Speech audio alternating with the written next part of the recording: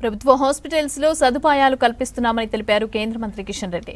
ప్రభుత్వ పాఠశాలలో తాగునీరు సౌకర్యం ఏర్పాటు చేస్తున్నామన్నారు. హైదరాబాద్, ఖైరతాబాద్ లోని అర్బన్ ప్రైమరీ హెల్త్ సెంటర్లను సందర్శించారు. సికింద్రాబాద్ పార్లమెంటు పరిధిలోని ప్రాథమిక ఆరోగ్య కేంద్రాల్లో 2 కోట్లతో మెడికల్ ఎక్విప్మెంట్ అందించామని తెలిపారు కిషన్ రెడ్డి.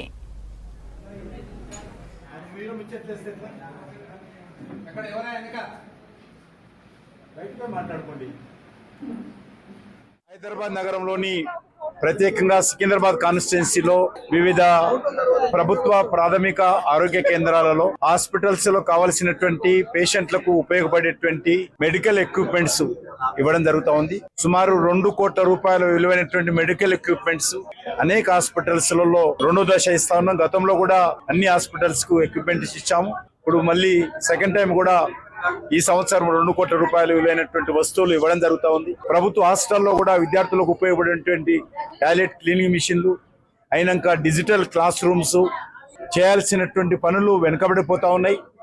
అవి చేయడం లేదు కాబట్టి ఈరోజు అందరం కూడా కలిసికట్టుగా వీటిని అభివృద్ధి చేసుకొని ప్రజలకు మేలైనటువంటి సౌకర్యాలు కల్పించాలనేటువంటి లక్ష్యంతో ఈ కార్యక్రమం చేపట్టడం జరుగుతూ ఉంది.